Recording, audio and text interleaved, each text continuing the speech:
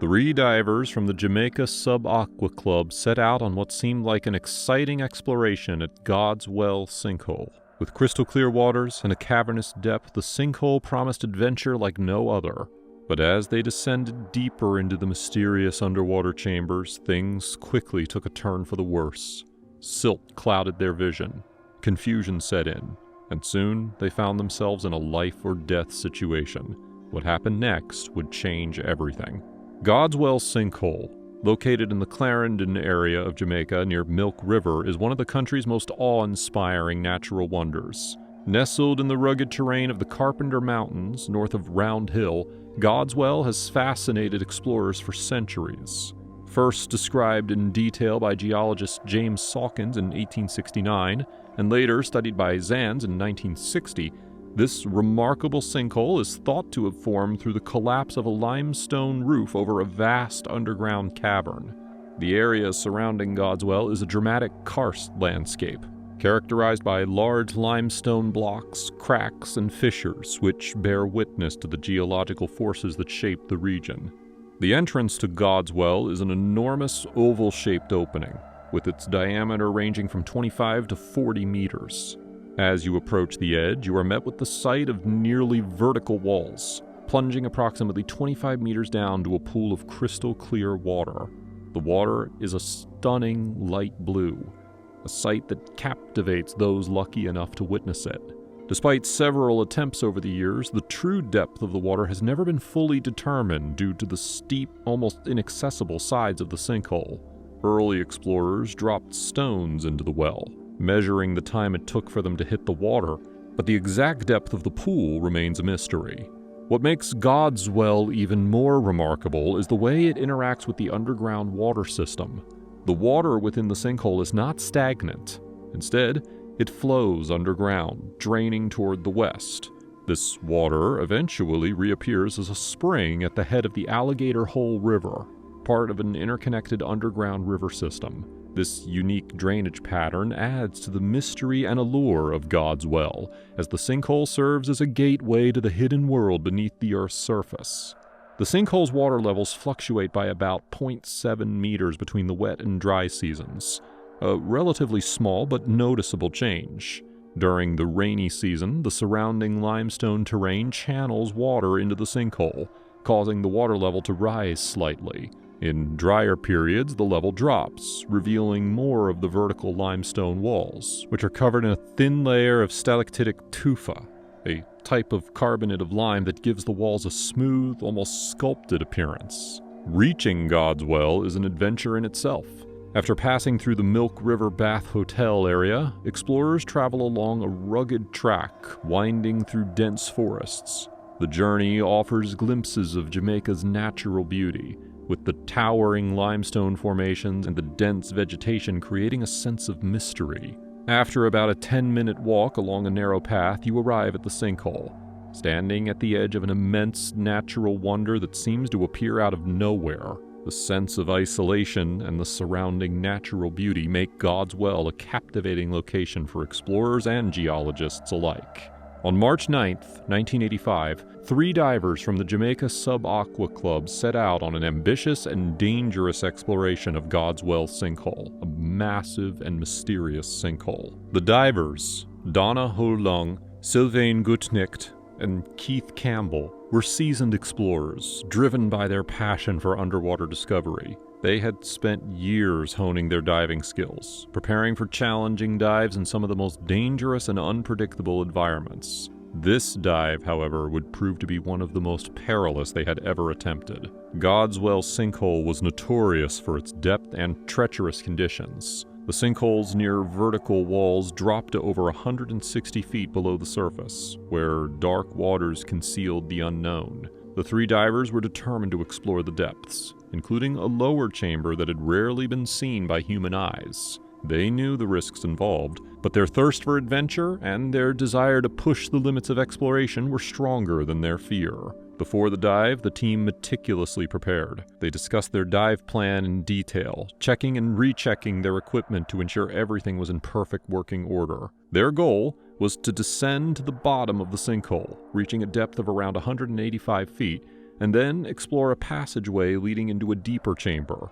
They planned to spend only 10 minutes at the bottom before ascending slowly, decompressing at 20 feet for 3 minutes, and again at 10 feet for 10 minutes to avoid decompression sickness, also known as the bends. The divers knew that time was their enemy. The deeper they went, the faster their air supplies would end. Precision and caution were crucial. At the entrance to the sinkhole, a rope ladder was attached to a tree, giving them access to a ledge 80 feet below the surface where they could begin their dive. The conditions seemed favorable. It was a little before 1 p.m. when the 3 divers descended into the sinkhole's dark waters. Visibility was excellent, about 80 feet, and they were optimistic about what they might find at the bottom. At 120 feet, they passed a pile of submerged trees, eerie remnants of the sinkhole's long history. The deeper they went, the more the light from the surface faded, and the water became colder and darker. At 160 feet, they reached the bottom. Here, they discovered a passage leading downward into an even deeper chamber, a room about 30 feet in diameter. It was at this point that the dive took a dangerous turn. The divers had been warned about the possibility of silt clouds forming in the lower chamber, and now, as Gutnicht and Ho Lung entered the room, the silt was stirred up, reducing visibility to 0 in an instant. What had been clear, calm water just moments before was now a murky, disorienting fog. The divers could no longer see their hands in front of their faces, let alone the walls or the exit. In complete darkness and with no visibility, panic could easily set in. But Gutnicht and Hulong remained calm. Gutnicht placed one hand on the wall and the other on the silt-covered floor, trying to find his way back to the entrance of the room. Hulong, recognizing the danger, held onto his shoulder, staying close to him in the zero-visibility environment. They knew that losing each other in these conditions could be dangerous. Gutnicht began circling the room, hoping to find the exit. He felt his way along the wall, and when his hand brushed against tree limbs, he realized they were near the entrance. He thought they were close to safety, but something was wrong. Hulong, who had been holding on to him, suddenly slipped. He felt her hand move down to his leg, and in the next moment, she was gone. Meanwhile, Campbell, who had a smaller air tank and had stayed at a higher depth, noticed that the entire bottom of the sinkhole had become clouded with silt. He flashed his dive light into the darkness, trying to help his fellow divers find their way. As the minutes passed and the visibility worsened, Campbell grew concerned. He knew they were running out of time. When he saw Gutnicht swim by, he knew something had gone wrong, because Hulong was not with him.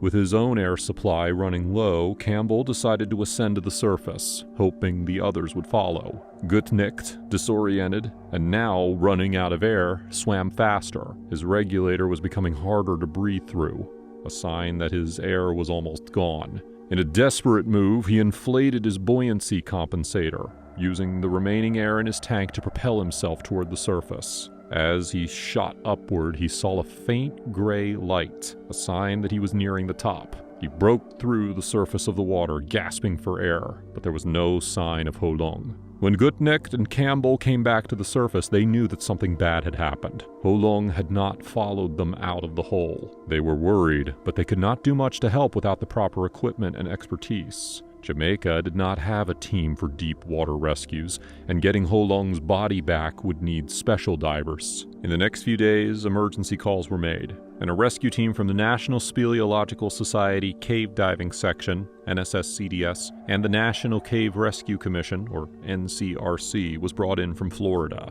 The recovery operation was dangerous and complicated. The team from Florida had experience in cave diving and underwater rescues, but God's Well was a formidable challenge even for seasoned professionals. The sinkhole's depth and the silt-filled lower chamber made the search perilous. On March 13th, 4 days after the tragic dive, they found Hulong's body at a depth of 160 feet. Her air tanks were completely empty, and she had not made it out of the lower room. The divers found her near a spot where the ceiling of the sinkhole angled downward to meet the floor, blocked by a tangle of tree roots. It was a heartbreaking discovery, but it brought closure to the team and her family. Her friends did everything they could to bring her back, but eventually the sinkhole claimed her life. The tragic incident at Godswell Sinkhole highlights several critical mistakes that contributed to the loss of life. Despite being experienced divers, Donna Holong, Sylvain Gutnecht, and Keith Campbell made several errors that could have been avoided with better preparation and training.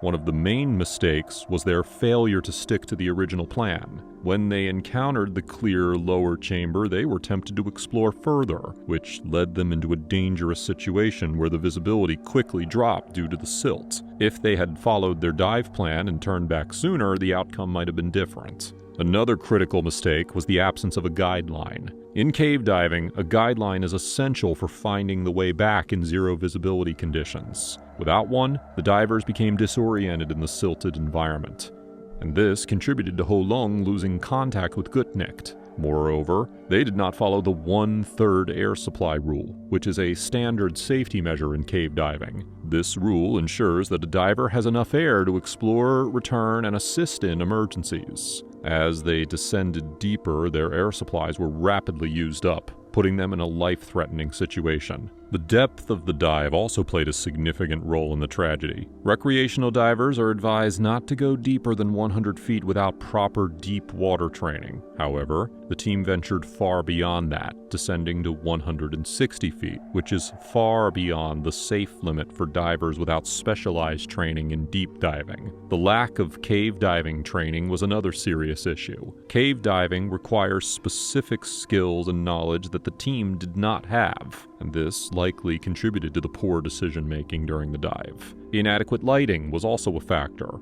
If Holong had better lights, she might have seen Campbell's light and found her way to safety. The right equipment can make all the difference in low visibility situations, and having a brighter light could have helped her navigate the silt-filled chamber. Furthermore, it appeared that Holong did not know how to properly use her buoyancy compensator's oral inflator, which might have given her the extra air she needed to ascend. Proper swimming techniques are also crucial in cave diving. The divers may not have used the head-down, feet-up position, which is essential for avoiding stirring up silt. This technique helps maintain clear visibility and prevents the disorienting cloud that caused so much confusion during this dive. Lastly, the absence of an alternate air source with an octopus regulator made it impossible for the divers to share air in an emergency, which could have saved Holong's life. This tragic accident serves as a powerful reminder of the importance of proper cave diving education and training. Divers should always be well prepared, follow safety guidelines, and use the appropriate equipment for the environment they are exploring. Perhaps there should be more emphasis on offering cave diving education at local dive shops, as many divers go there to get their tanks filled. Increased awareness and training could help prevent future accidents and ensure that divers return safely from their adventures. As we reach the end of this harrowing tale, it is clear that even the most experienced divers can face unforeseen dangers when exploring the unknown. This story isn't just about the thrill of exploration, it's a lesson in safety and the consequences of pushing beyond limits without the right precautions. We hope that by sharing this, it not only honors the memory of those involved, but also serves as a guide for others, emphasizing that every dive should be approached with respect for the environment, careful planning, and a commitment to following safety protocols.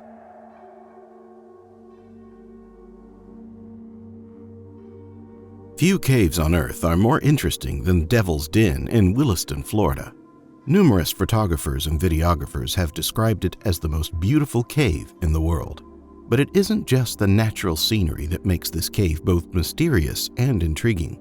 It's also the fact that multiple people have died there, sometimes under fairly mysterious circumstances. Today, we'll take a look at the cave and what makes it so unique, and we'll take a look at some of the stories of those who never made it out to see daylight again.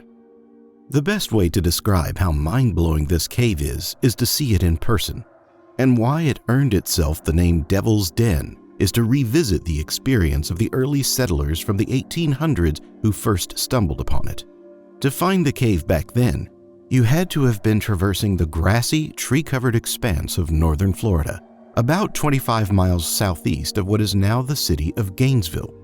Hidden among a crowd of water oak trees and cloaked in thick vines, it might be easy to miss if you didn't know it was there. But as you approach, it becomes unmistakable. There is a hole in the earth. Sometimes there will be steam billowing out of this hole too, which really adds a cinematic quality to it. If you were a fire and brimstone Bible-carrying settler from the 19th century, this would be more than enough to make you whip off your hat and say, "Golly, that hole goes straight to hell." But apparently, the settlers named this cave before they bothered to actually look inside of it. Once they peered over the edge of the hole, instead of seeing the orange glow of Satan's kingdom, they saw tranquil blue water, as clear and clean as a whistle. While they probably didn't know it at the time, they were actually looking at an underground river, a river that is so old it turned out to be full of prehistoric fossils, including saber-toothed tigers, mastodons, camels, and even human remains dating back more than 7,000 years. Sadly, early settlers in this area were not on an expedition from the Smithsonian Museum. They did figure out how to grow some watermelons around the cave and how to keep their cows under the shade of the surrounding oak trees, but that's about it. Some of the braver youngsters around town would periodically use it as a swimming hole, but they quit doing that pretty abruptly once the cave started being used by the locals as a dump, and they say people have no respect for nature. It wasn't really until the 1970s that any further attention got paid to this extraordinary underground wonder, which was now full of trash and generally regarded by the locals as being full of demons. In the 1970s, scuba diving suddenly became super popular. Scuba enthusiasts realized that this so-called hell hole was no hell hole at all, but a fantastic place to go scuba diving. Eventually, the property was purchased by a couple who renovated it and turned it into a site designated for recreational scuba diving and scuba training. There are several features that make this such an ideal spot for scuba diving. One is the water temperature. For reasons that I could not find explanations for, but which I presume must have something to do with Florida's climate and the secluded underground environment of the cave, the water in Devil's Den never changes temperature. It is always 72 degrees Fahrenheit or about 22 degrees Celsius. That's not far from the temperature of the ocean in Southern California in the middle of summer. Another feature is the remarkable shape of the cave. The entrance is small enough that you have to walk single file down one flight of stairs to get to the water. However, once you get there, you see that the cave is actually getting wider and wider the further down you go. This continues in a big way once you plunge underneath the surface of the water. Despite the relatively narrow entryway, if you swim all the way to the bottom, some 50+ feet below the surface, Devil's Den actually gets as wide as 200 feet across. This phenomenon is described as being an inverted mushroom, and it makes underwater exploration here uniquely fascinating. But surely the main reason why visitors travel from all over the world to explore the water in Devil's Den is for its beauty. The images speak for themselves. It's no wonder that Devil's Den is a popular destination, but it's more than that. As I mentioned earlier, there is a dark side to this cave.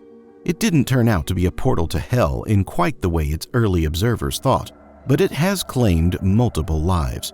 The first reported fatalities at Devil's Den came in 1990, not long after the property was purchased and renovated to be a dedicated diving site.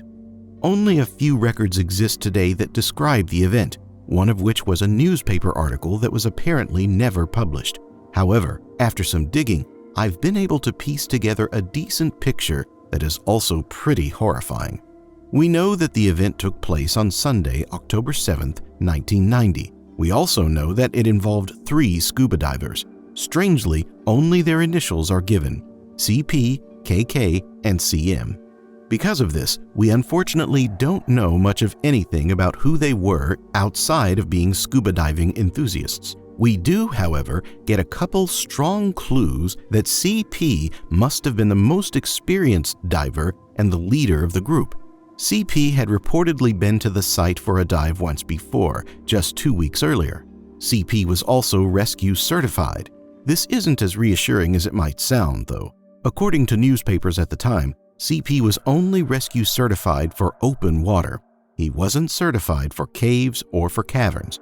In addition to having visited the site previously after being rescue certified, CP was also the only diver of the three who chose to bring an additional set of air tanks. When the group first arrived at the cave around noon that day, all three of them did a dive together. As far as we know, this dive went smoothly. Based on the timeline, it seems like it was probably a pretty long dive as well. Depending on how far down you dive, scuba tanks may last well over an hour without running out of air. It's possible the group got close to reaching that timestamp. It would be understandable if they did, because there is much to see below the water in Devil's Den. The rock formations in this expansive pool seem virtually endless for a swimmer's eye view. Remember, the cave goes down 50 feet and gets as wide as 200 feet. For an underwater space full of different rock formations, that constitutes a lot of possible exploring. There are both wide underground caverns and exceedingly narrow passageways, which divers commonly call swim-throughs. These are often so tight that divers have to squeeze through one at a time. One can't help but think that in addition to lots of exploring, this also constitutes a lot of opportunities for groups to get widely separated from each other. It's not just lifeless rocks either. The water in Devil's Den is also home to quite a few fish and even some turtles, who were probably very pleased when people stopped using the cave as a trash dump. All of this would have been on full display for the three divers. After enjoying a thorough exploration, all three successfully re-emerged from the water, took off their masks, and regrouped. Whoever they were, I can imagine there was much excitement and discussion about all that was just seen and experienced below. Based on the timeline, it looks like the group took a short break at this point. It would have been sometime between 1 and 2 p.m., so there's a good chance they had lunch then. Even without knowing their identities, one can easily imagine the familiar sight of three friends out in nature, doing what they love, enjoying a scenic lunch together as they get ready to head back into the cave. The serenity of the image is heartbreaking, given what was about to happen. At 2:15, CP, the experienced diver who had brought an additional set of air tanks, decided not only to return to the cave, but to go for another dive. The other two people in the group could not join CP, as they did not have any air tanks left. Once again, it's easy to imagine the scene. CP waves and says, "I'll see you guys in a bit." CP's friends wave back and say, "Have fun," straps on the mask, sinks below the water, and that's it. CP will never be seen alive again. Since their previous dive was fairly long, and since scuba dives generally take at least a half hour or so, it was probably a good while before the other two, KK and CM, got really worried, but we can be certain they did. At some point after CP never resurfaced, they called 911. Tragically, because there were no air tanks left, CC and KK were unable to try and look for their friend themselves. Things were looking really grim by the time rescue crews arrived. There was still no sign of CP. Searching an underwater world such as the one found in Devil's Den is an unusual and arduous process. The search may have easily lasted for hours, especially considering where it was that CP was eventually found. CP was at the very, very bottom of the pool. In fact, CP had made contact with the slit on the floor of the cave. The prevailing theory appears to have been that this obscured CP's vision, causing CP to get turned around and end up stuck in something called a bedding plane passage. In layperson's term, this is essentially two large walls that are very close together. According to reports from the time, the bedding plane passage CP was found in was only 2 feet high, all the more narrow when you're wearing scuba gear. Chillingly, the rescue crew found what were described as clawing marks in the bedding plane passage where CP was found. It's frustrating that there isn't more information on this case. It would be nice to know the names of the people involved, as that would allow us to know more about their backstory and more about what may have happened following this tragic incident. What we do know is that this marked a dark and decisive shift in the attitude surrounding this fabled scuba site, which at that time was still quite new to public awareness. Today, there is a warning sign inside Devil's Den that is almost shocking in how direct it is. It advises divers from swimming any further and features a picture of the Grim Reaper, scythe in hand. The sign describes how more than 300 divers have died in caves just like this one. It also warns that it can happen to you. Lastly, it says, with spine-tingling intensity, that there is nothing in this cave worth dying for. How true that is. As incredible a place as Devil's Den is, and as worth visiting as countless people every year find it to be, it is not at all worth it to take any kind of risk here or push anywhere beyond one's qualifications. It is absolutely horrific that it should be the place where someone's life unexpectedly and abruptly comes to an end, because, as was surely the case with KK, CM, and CP, it starts out as being a place of wonder and memorable experience among friends. Then, out of nowhere, one of those friends is simply gone forever. We may never know exactly what happened with CP, but we can take note of the story and keep in mind the dangers of exploring such alien environments as these. We're all blessed to live in a world where such extraordinary places can be seen and felt firsthand, but safety always has to come first. Have you explored Devil's Den? If you ever went, would you want to scuba dive there? Post your thoughts in the comments below. Thank you guys so much for watching. Be sure to like the video and subscribe for more caving stories in the near future. That's all for now. I'll see you next time.